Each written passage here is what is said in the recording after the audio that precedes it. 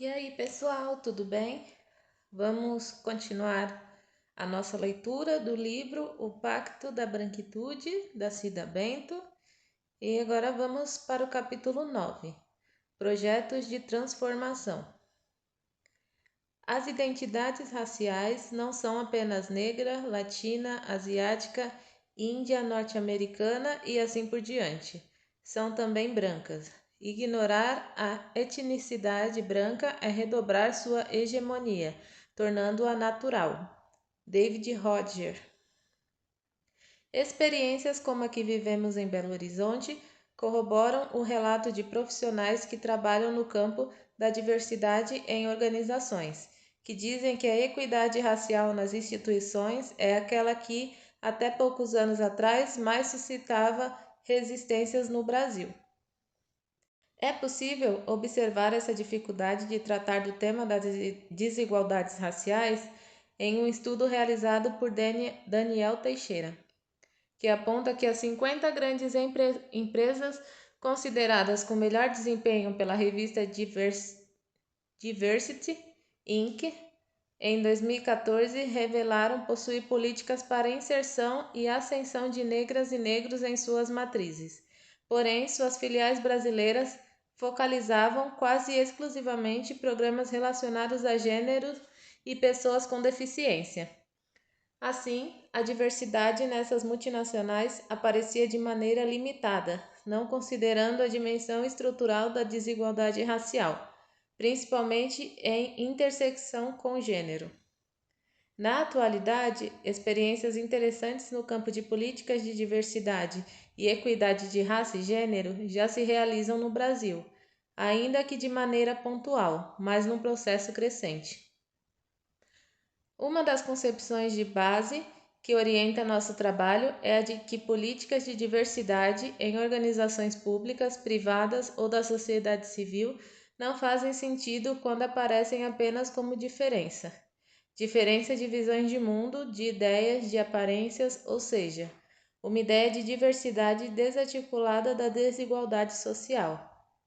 O termo diversidade pode se transformar em armadilha, pois são abundantes os estudos que mostram que raça e gênero são estruturantes no quadro das desigualdades brasileiras e, sendo assim, diversidade não pode servir para relativizar. Todos sofrem algum tipo de discriminação e vamos combater todas as formas disso. Claro que devemos combater todas as formas de discriminação, mas temos que diferenciar aquelas cuja violência está na base de um verdadeiro genocídio. Abre aspas. Todos sofrem algum tipo de discriminação e vamos combater todas as formas disso. Fecha aspas. Claro que devemos combater todas as formas de discriminação, mas temos que diferenciar aquelas cuja violência está na base de um verdadeiro genocídio, como o que observamos cotidianamente com relação à população negra.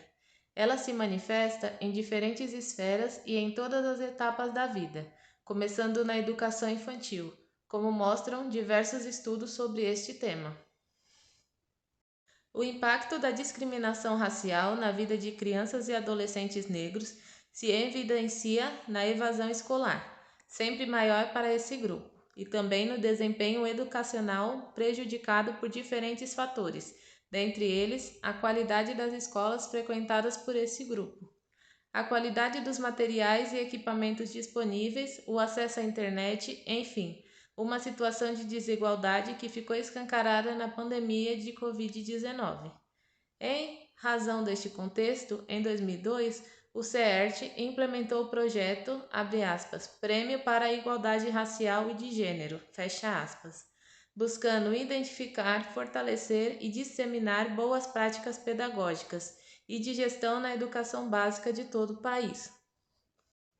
Em 7 edições, a iniciativa possibilitou a construção de um acervo de 3.000 práticas oriundas de 1.100 municípios brasileiros, num processo que envolveu publicação de livros e textos, a formação para professores e gestores, na qual um dos temas centrais era a maneira como a escola lida com questões como diferença, desigualdade e diversidade. De fato, falar em políticas de diversidade e e equidades é abordar algo que vai além da variedade de aparências, histórias e culturas. Trata-se de valores atribuídos aos diferentes grupos, à sua cultura e história, gerando estigma, preconceito, racismo e discriminação, ou seja, estamos falando de julgamento de valor. O diverso, o diferente, é redefinido a partir da comparação com o branco, que é considerado, abre aspas, a referência, fecha aspas, abre aspas, ou universal, fecha aspas. Tudo que se afasta dessa referência ou, abre aspas, modelo, fecha aspas, pode ser considerado inapropriado e provoca exclusão e discriminação, seja na educação, no trabalho ou em outras esferas da vida. Vivenciei uma situação inusitada quando uma jovem negra, falando das dificuldades que vinha encontrando para conseguir um cargo de liderança a despeito de sua experiência, abre parênteses, fluente em 3 idiomas, pós-graduada na área de negócios na principal universidade de São Paulo, que prepara lideranças com experiência em cargo de comando. Fecha parênteses. Ouviu da consultora de recursos humanos que o seu perfil nas redes profissionais era muito, abre aspas, descolado. Fecha aspas. Abre parênteses. Cabelo crespo, volumoso, roupa colorida. Fecha parênteses. O que o cabelo liso e roupas mais, abre aspas, sóbrias, fecha aspas, poderiam ser mais apropriados e favoreceriam que ela encontrasse uma oportunidade qualificada de trabalho. Em face desse comentário, talvez pudéssemos concluir que as empresas não precisam mais ter centros de treinamento para lideranças. Basta que tenham cabeleireiros que alisem os cabelos dos candidatos a postos de liderança, que estes já estarão preparados para liderar. Se não fosse trágico, seria cômico. Essa irracionalidade de considerar o tipo de cabelo e a vestimenta de uma candidata para definir sua adequação ou não a uma posição de liderança expõe o, abre aspas, sistema meritocrático, fecha aspas, que gera preferência por mulheres brancas e exclusão de mulheres negras para funções mais qualificadas. Escrevi uma matéria há alguns anos cujo título era, abre aspas, As mulheres negras vão libertar as mulheres brancas da escova progressiva, fecha aspas. Eu tô rindo porque eu adorei o título. O cabelo assimétrico, volumoso, incomoda quem se esforça tanto para manter o cabelo alinhado. Aquilo que entendem como, abre aspas, perfil europeu, fecha aspas. Além do que, pode não se tratar só da libertação da escova progressiva, mas também de outras amarras. O cabelo volumoso, indisciplinado, pode evidenciar uma provocação para outro jeito de ser no mundo ou, quem sabe, para uma concepção plural das possibilidades de estar no mundo. De qualquer forma, reflete um perfil menos responsivo a um estereótipo de, abre aspas, boa aparência, fecha aspas, eurocêntrico e engessado. Enfim, sempre bom lembrar o quanto o cabelo da mulher negra é emblemático de um incômodo que não tem a ver tanto com o cabelo, mas sim com o que representa a presença negra nos espaços que a branquitude considera exclusivamente seus. Assim é que urge definir e implementar políticas concretas de, abre aspas, equidade, fecha aspas, relacionadas à gestão democrática, com seus mecanismos e tecnologias modernas de comunicação e participação, para a mudança deste cenário. Nesses programas, a equidade deve aparecer como um valor na definição da missão da organização, seja ela pública, seja privada, bem como essa preocupação deve estar evidente nos princípios que orientam sua existência. Uma política de diversidade e equidade exige que se identifique sinais de discriminação nas normas, nos processos e nas ferramentas utilizadas para selecionar pessoas para inserção e ascensão profissionais. As situações de discriminação em ambiente de trabalho não aparecem como se fossem proporcionalmente atos de racismo, porque seria um descumprimento da lei que define que racismo é um crime inafiançável, imprescritível, então vão aparecer de outra maneira. Dessa forma, é imprescindível realizar diagnósticos que permitam analisar e comparar trajetórias ocupacionais a partir de diferença de cargos e salários, oportunidades de desenvolvimento, promoção e mentorias. É fundamental elencar as ações afirmativas em curso nas empresas.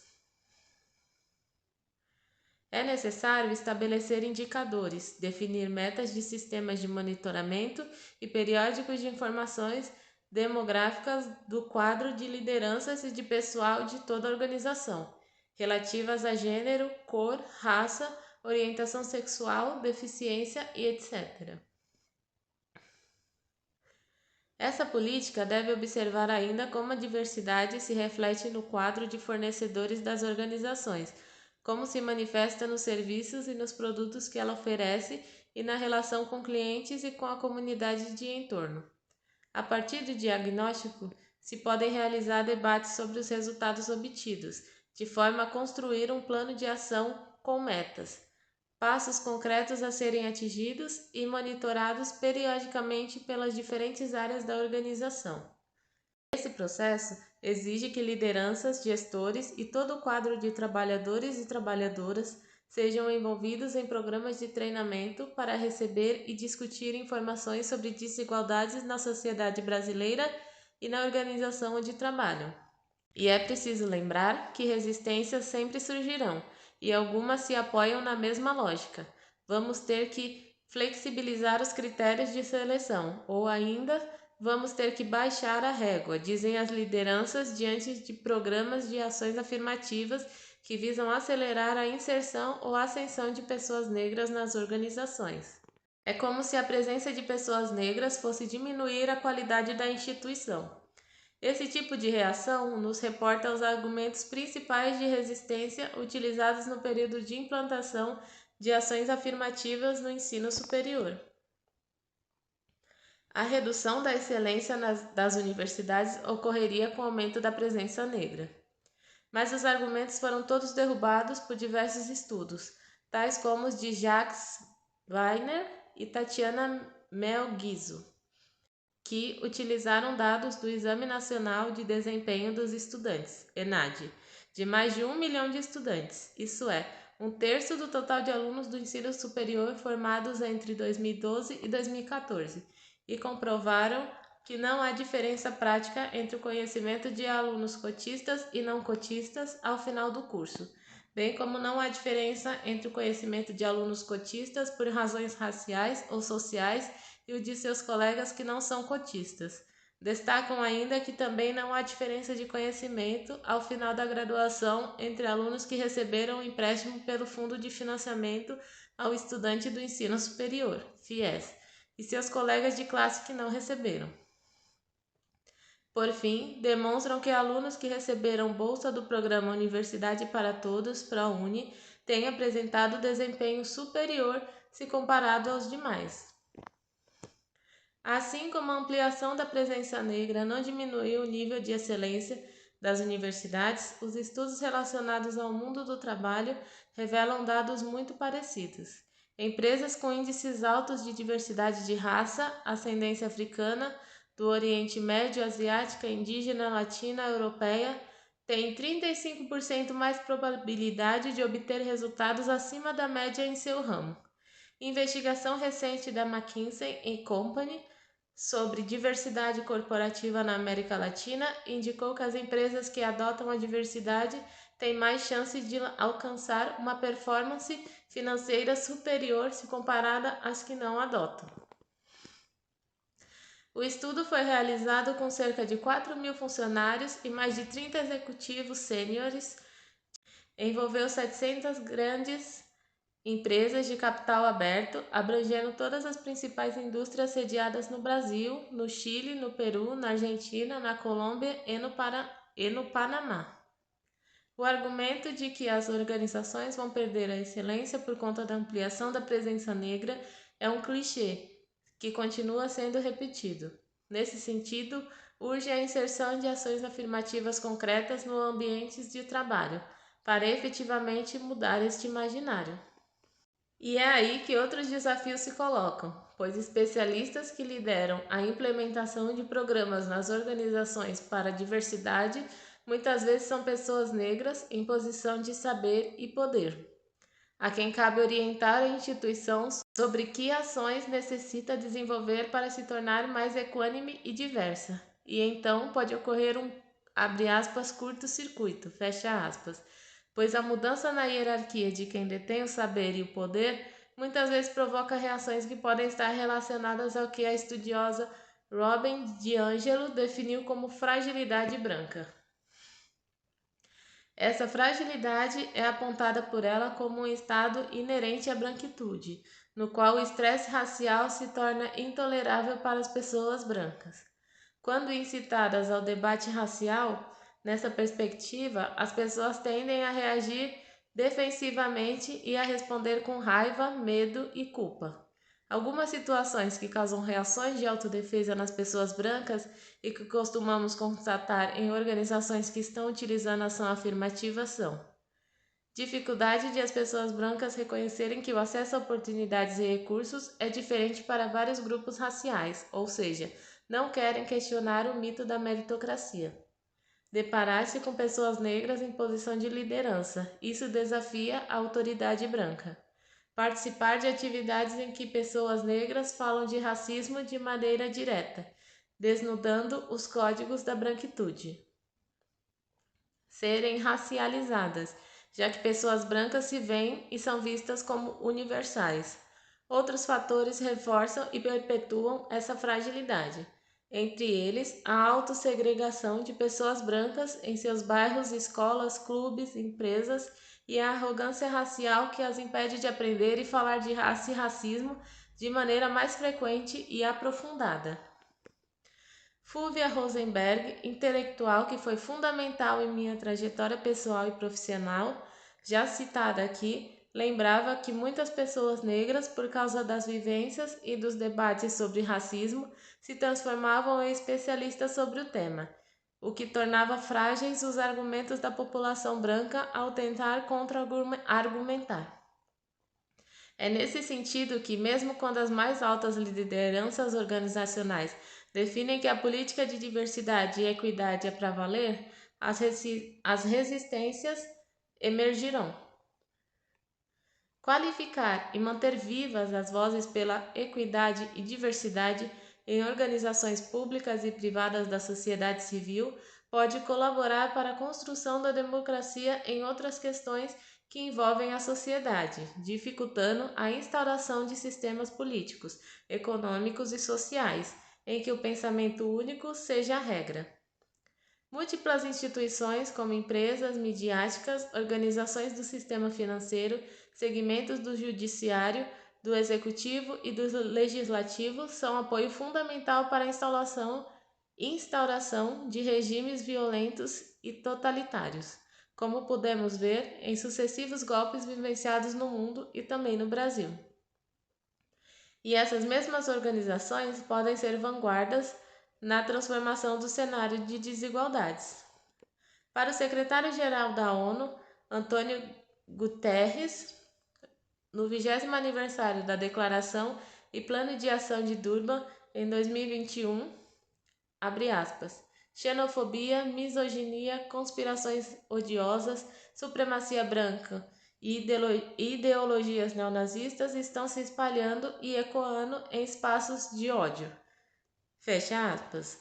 Muito antes da declaração de Guterres, em 2004, Kofi Annan, que também foi secretário-geral da ONU, já chamava a atenção de CEOs de grandes instituições financeiras para a importância de integrar os fatores raciais, ambientais e de governança no mercado de capitais, que ficaram conhecidos como ESG, sigla de Environmental, Social and Governance. Nos últimos anos, o ESG ganhou mais força e visibilidade após as recentes mortes pela polícia de George Floyd, Breonna Taylor, Jacob Blake e muitos outros, intensificando as pressões do movimento Black Lives Matter e de outros grupos para que investimentos financeiros foquem em empresas que tomam medidas concretas para lidar com a injustiça racial nos Estados Unidos e que fortaleçam organizações que lutam pela equidade. Em 2008, a National Association for the Advancement of Colored People, NAACP, Associação Nacional para o Progresso de Pessoas de Cor, em português, anunciou o lançamento do NAACP Minority Empowerment Exchange Traded Fund, que classifica as empresas com base em seu compromisso com a diversidade e a inclusão, exigindo investimento socialmente consciente focado no antirracismo. O CERT vivenciou em 2007 uma experiência que poderia ser classificada como auditoria de equidade racial no emblemático e complexo setor bancário brasileiro. Esse trabalho foi realizado após licitação como consultoria técnica. O processo havia se iniciado em 2003, quando, provocado por organizações dos movimentos negro e sindical, o Ministério Público do Trabalho ajuizou ações civis públicas contra os 5 maiores bancos privados com atuação nacional, por discriminação contra negros e mulheres, pleiteando que essas instituições adotassem políticas de promoção de igualdade racial e de gênero. Já na Convenção Coletiva de Trabalho 2000-2001, o tema, abre aspas, igualdade de oportunidades, fecha aspas, havia sido inserido nas negociações coletivas. Em decorrência dessas iniciativas, o CERT realizou em 2008 o Censo de Diversidade e Equidade, envolvendo aproximadamente 400 mil funcionários no território nacional. Sistematizou boas práticas e fez uma pesquisa com as áreas de recursos humanos e gerou um plano de ação para implementar o programa, abre aspas, valorização da diversidade, fecha aspas, no segmento.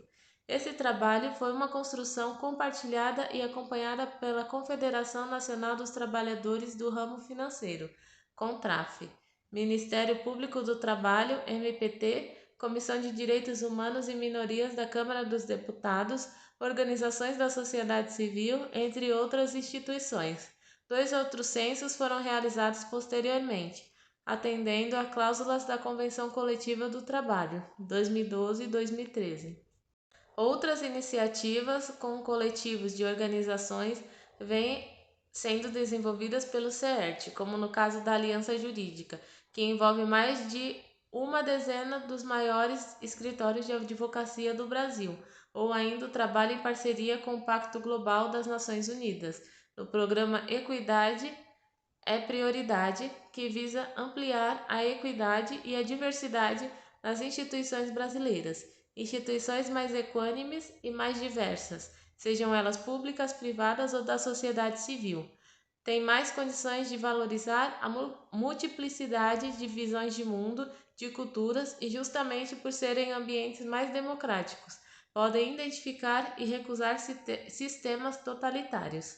Enfim, como nos lembra Milton Santos, abre aspas, a enorme mistura de povos, raças, culturas, gostos em todos os continentes é a mistura de filosofias em detrimento do racionalismo europeu. Fecha aspas. Fim do capítulo 9. Se você gostou, por favor, curta o vídeo, se inscreva no canal e compartilhe com seus amigos para que essa leitura chegue a mais pessoas. Lembrando que muitas pessoas não têm tempo de ler, então elas podem escutar esse vídeo, né? Enquanto fazem alguma coisa aí. Muito obrigada por ouvir e assistir. E até o próximo vídeo. Tchau, tchau!